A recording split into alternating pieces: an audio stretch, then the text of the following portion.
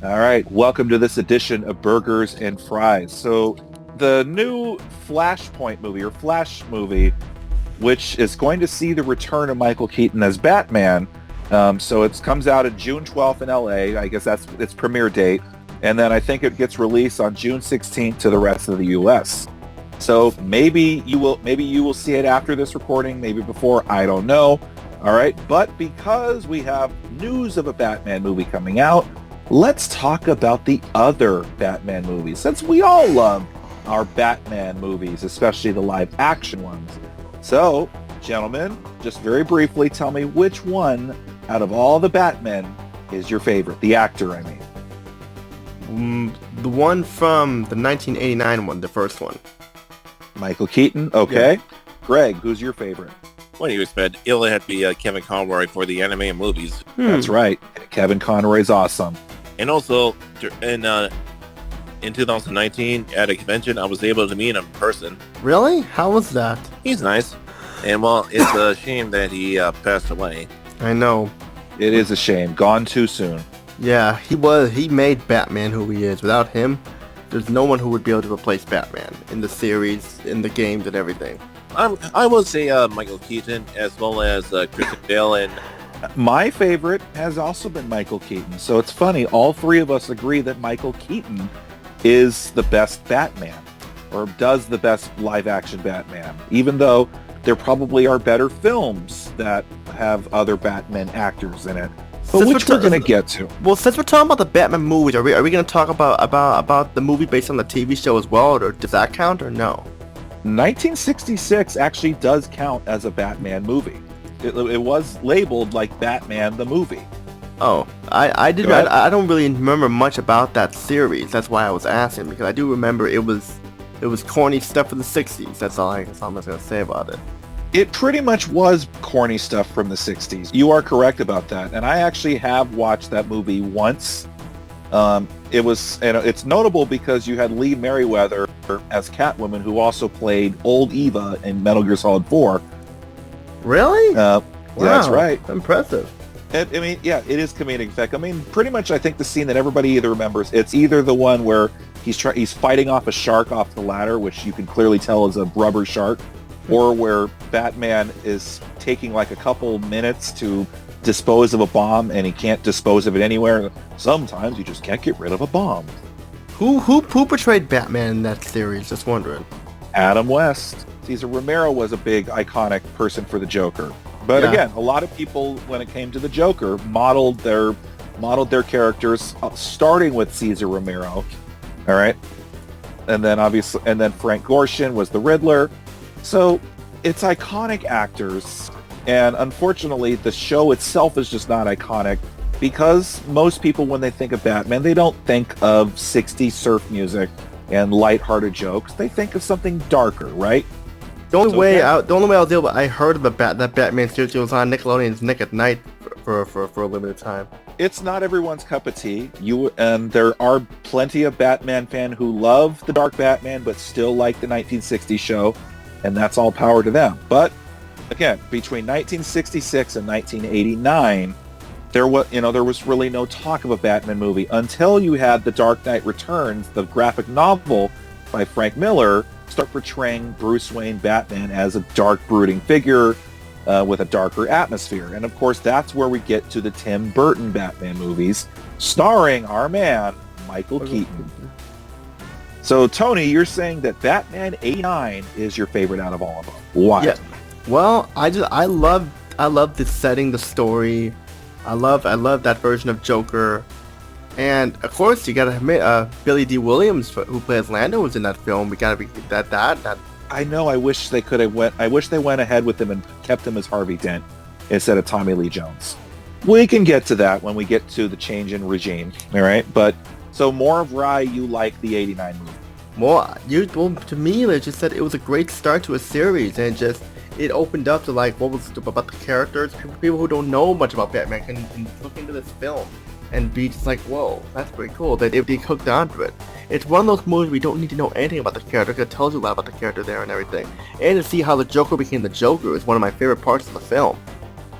Right, and Jack Nicholson plays a great Joker. He's funny and menacing at the same time.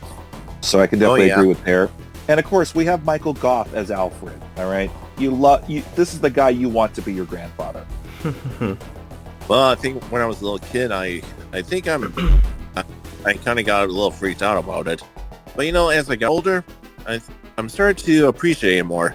For a lot of people, they say that this is their favorite Batman movie. This is the iteration.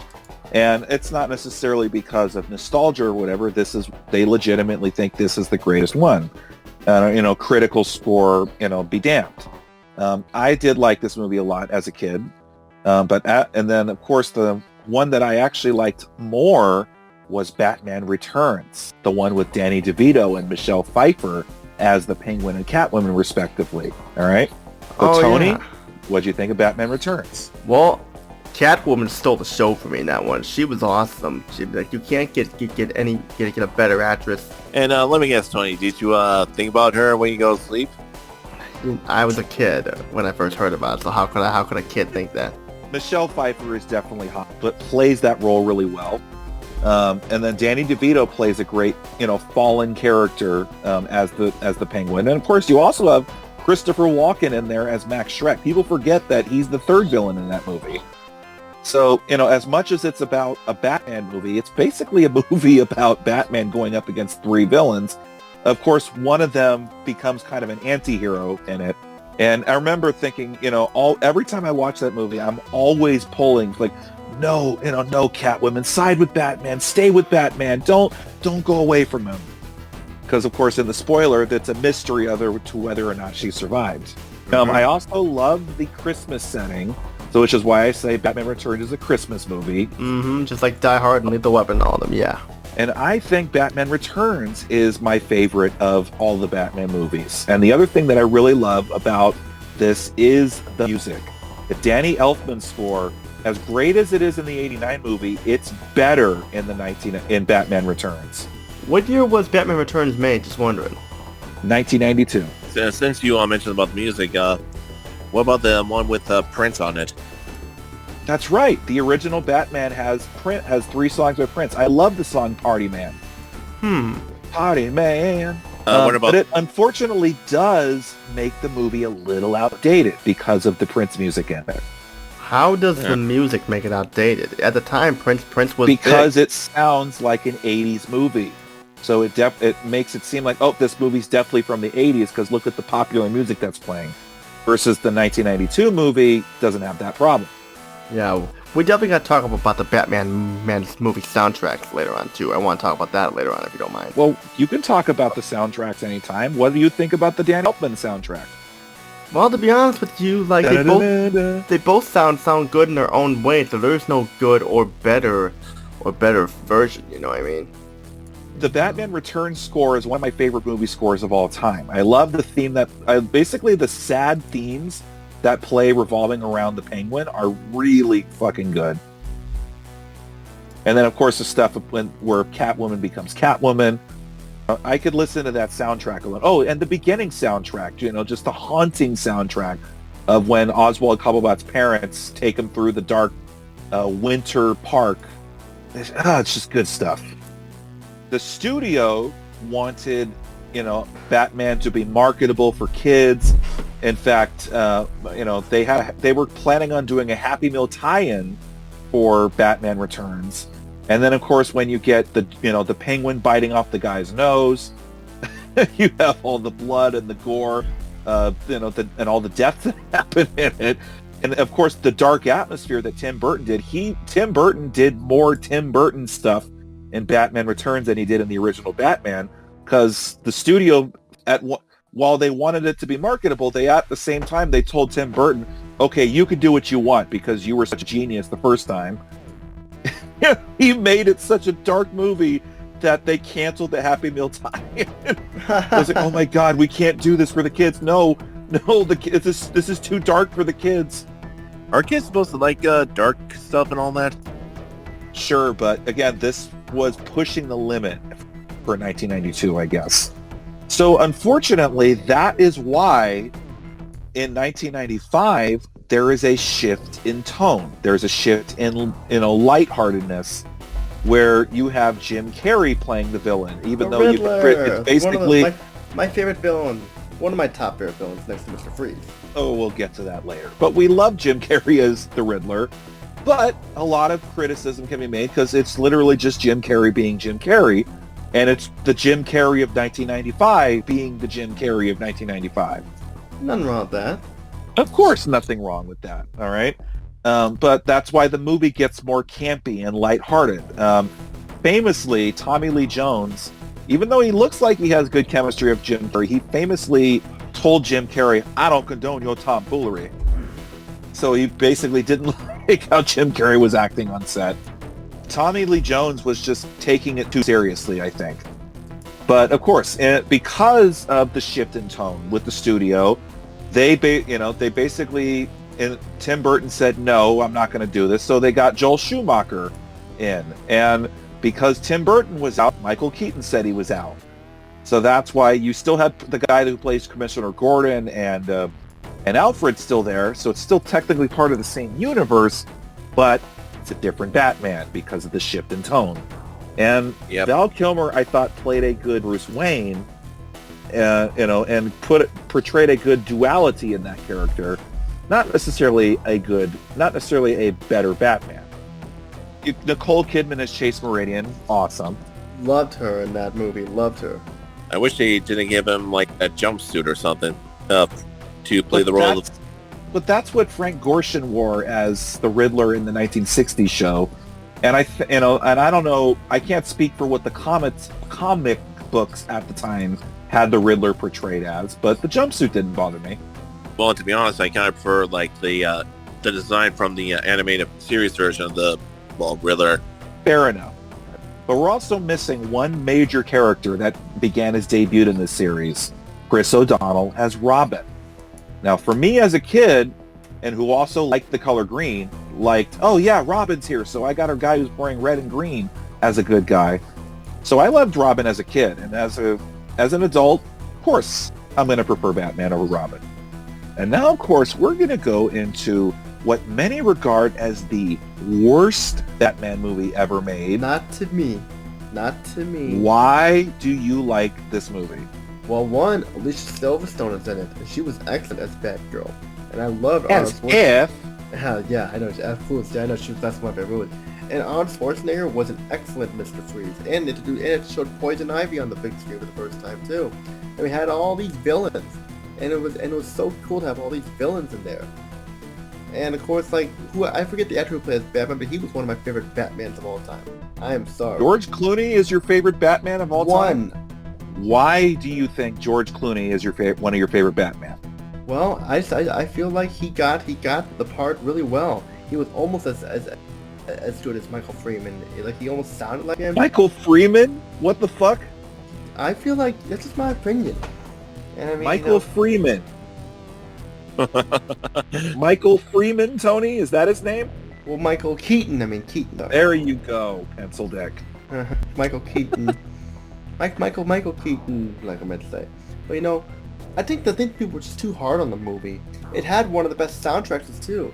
Foolish Games by Jewel was on the Batman Robin soundtrack, along by the song Don't Let Go by No Doubt. I mean, it had a lot of great songs. Okay, I did like that Batman Forever had the song by U2, Hold Me, Thrill Me, Kill Me, Kiss Me, or whatever. You forgot to mention Kiss Kiss from a Rose by Seal and Batman Forever too. That's right. So you have that. The Smashing Pumpkins song at the end of Batman and Robin was fine. The end is the beginning is the end, or whatever. Yeah, and oh crap, there was Gotham City by R. Kelly. That's probably one of the best songs in the movie. Okay. I thought Uma Thurman was fine as Poison Ivy. Alicia Silverstone was there. And clearly was there. She's one of my favorite actors. Wasn't. No, she wasn't. And again, a lot of people didn't like it because Batgirl traditionally is Barbara Gordon, Commissioner Gordon's daughter, not Alfred Pennyworth's niece. Yep. People didn't like when it came with Batman and Robin. They, Arnold Schwarzenegger. Yeah, I'm sure he was having the best time of his life, but they found all the ice puns annoying. Let's kick some ice. Let's kick some ice, baby. And what killed the dinosaurs? The Ice Age. And not to mention, his secret lair is easily found. Right, easily found secret lair. I did find it funny when Mr. Freeze is trying to conduct his henchmen to sing Mr. Snow. So I'm sure, yeah, there are some moments as a kid I'm like, okay, that's kind of funny. I like the demise of Poison Ivy. I liked how Poison Ivy died. That was and how she became Poison Ivy. That was really good. No, yeah, exactly. No, I thought the Poison Ivy was fine. And I actually, could give it credit where Poison Ivy is definitely like, hey, do this so we can save our plants. And George Clooney as Bruce Wayne saying, if we do this, millions of people are going to die. You know what? This is gonna make you. You're gonna facepalm here. But you know what? One thing I remember about that movie, the limited edition Pop-Tart flavors they had for that movie when it came out. Oh yeah, I remember that. You do? Oh, nice. So I'm not the only person who remembers those. And well, I know people blame Joel Schumacher for the changes of the film, but as I do recall, it wasn't his idea to change it. He didn't want it. It was the studios that wanted the whole movie to be lighthearted because what did they want to do? They wanted to sell toys. And sell toys they did. I'm sure all of us had some toys from that movie at that time. Yeah. I know I did. I do. And well, and also, yeah, it's not a bad idea to sell merchandise from the film. How about trying to make the movie good instead of making it lame? Right. What? People are just too hard on this film. I'm sorry. People are just way too hard on the film. People didn't like that it went from the dark, brooding Michael Keaton atmosphere to a return to the Adam West atmosphere. That's not what people wanted in a Batman movie. But and again, at the same time, you had the animated series also happening, which still continued, the dark and brooding atmosphere that the Tim Burton movies had. And and in most cases, the animated series was held in high regard at the time compared to the live action movies. Because clearly that's what people wanted in their Batman. And of course they wanted a good story.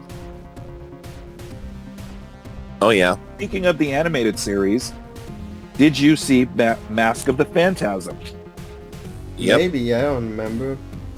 You didn't? Okay, so Greg, your thoughts on Mask of the Phantasm? Well, I say for the one that played the Mask Phantasm, how in the world was a villain able to go through things without phasing or anything? Go through things like what? Well, the Mask Phantasm has the ability to go through things like a ghost. Effects, magician's effects or whatever, I can imagine. But it was just a plot hole, I guess. But what I did like about Mask of the Phantasm is, yes, even though it was an animated movie, it was a very mature animated movie. Like, it was PG. It had, had deaths and everything. It even had scenes that implied that Bruce and his love interest had sex. You don't see it, but it's implied. Like, that's not something we normally see in an animated movie. I'm gonna have to rewatch it because. So of course, we cannot forget Mark Hamill as the Joker in the animated series and this movie. All right, how can we forget that? How can we not forget that?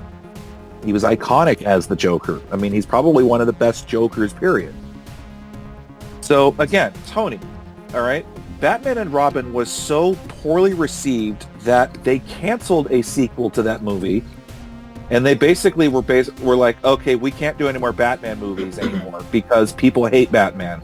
Like, Batman and Robin merely ruined the franchise. That's how bad it was. They kept going with the Batman Beyond series and everything like that. And the Batman Beyond is not the same. That's not the same. All right, so the animated stuff was still doing fine. You're right, but it's still not the same as the live action. All right. Mm-hmm. So I remember when they announced that they were going to try again with Batman with Batman Begins, and it's going to be Christian Bale. I'm like, oh, come on. Why are we doing this one? No. Really, another Batman movie? Come on. I didn't even care to see that one because it was a movie made in 2000s. You know how I feel about movies made in 2000s. That you automatically sucked for me, so I didn't give it a chance. Good God, Tony. But to my surprise, I enjoyed the hell out of Batman Begins. It had its problems. It had, in terms of the cinematography, the jump cuts when it came to all the combat scenes. But I thought, wow, this is really fucking good. This is amazing. And I can't believe, Tony, that you did not see Batman Begins, but you did see Dark Knight with the Joker. Well, why? That's because I went there with friends. A friend invited me to meet other people that wanted to go see it with them. Gave us tickets. Okay, so why did you not like The Dark Knight? It was boring. It put me to sleep. I mean, me and a couple of friends of mine found the movie so boring we pretty much fell asleep during the film. So Heath Ledger's Joker didn't do anything for you? Not really, no. Nothing against Why? the actor. Nothing against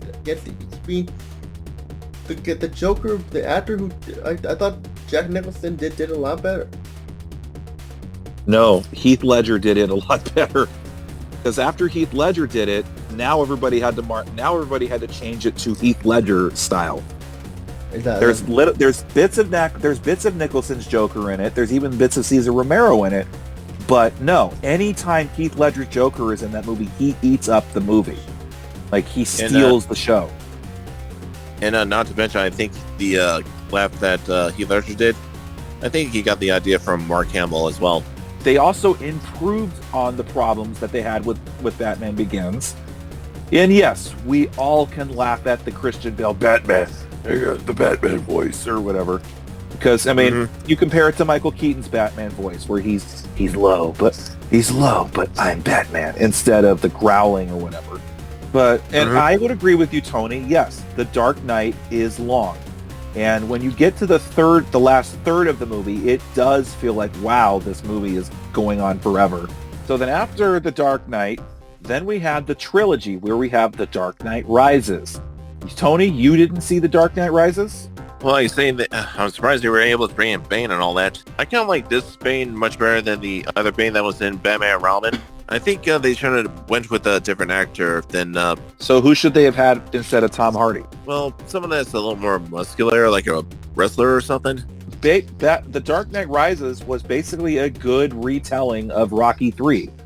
Batman has lost his edge, he's lost his desire, and then he comes up, he encounters an opponent that beats the shit out of him, and he has to rise up again to overcome him. Like, that's Rocky 3. But I thought it was pretty well done. It is long.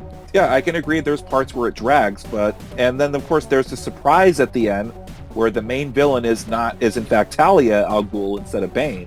Hey, that's a good little twist.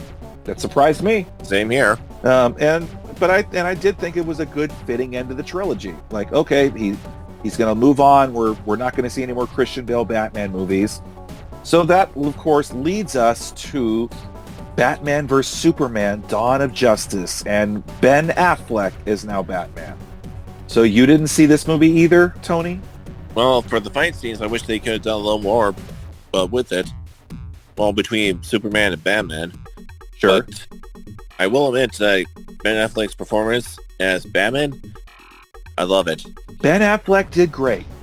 But I could tell that it was basically they were trying to do the MCU starting with this movie. So which of course is why you have Wonder Woman in this movie as well, who also was really fucking good. But I agree, it's long, but at the same time, it did give you what the movie advertised. It advertised Batman versus Superman, and it did give us that before we knew they were going to team up in the end and take out the bad guy. But, as a whole, is it as enjoyable of a movie as the Dark Knight trilogy? No. And do I think that Ben Affleck could have had his own standalone Batman movie? Yeah. And it's a shame that he didn't have one. Yeah. All of his appearances were as a secondary character. He was he has a cameo appearance as Batman in Suicide Squad, which is a whole nother can of worms, or he has another cameo appearance in the Wonder Woman movie as Bruce Wayne. So, like, he never really had his own standalone movie. He was never given a chance to be a Batman. And I think he could have knocked it out of the park if he did. Which now is going to bring us to the Matt Reeves film series where Robert Pattinson plays Batman. So you didn't see this one either, Tony? Nope. Pussy. What did you think of this one, Greg? Robert Pattinson played a really good Batman. In terms of a Bruce Wayne, he's basically emo Bruce Wayne. That's all he was. But I actually did think that when the first time you do see Batman appear on screen, you definitely... Sorry, you choking on your own dick there, Tony? No, I said a All right. When Batman actually does appear for the first time, I legitimately did get like a holy shit type of a moment. Like, oh my God, we're going to get something happening right here. And it's the same feeling that you got when you see Batman in 1989 appear for the first time. Would you agree, Greg? Yep. So it was a great Batman, and I think it was a great atmosphere. It was also really fucking long. For the Riddler that was in the movie, well, just when you think you figure out what riddles that you left behind, you just keep finding more of them. Paul Dano did a good job. I actually think he was much more menacing as the Riddler without the mask. Without that mask that he had on, you could definitely get a sense that, ooh, this is a good villain. But with that mask, he looked funny. Yeah. Like, he didn't look threatening at all. He looked way more threatening when you actually got to see his face. I have to agree with that. You definitely see that he's a psychopath. Mm-hmm. And another person that was really great in that movie was Colin Farrell as the Penguin. You didn't even realize that was Colin Farrell. That makeup was so good. So it does a lot of good things, right? And Zoe Kravitz is Catwoman. And as Stuart told that actress said that she didn't want to be sexualized, but you can find photos of her in a bikini and all that. Oh no, don't look at me. But now here, please check out my bikini Instagram photos. Speaking of Catwoman, what'd you think of the Halle Berry Catwoman movie? Not a Batman movie, doesn't count.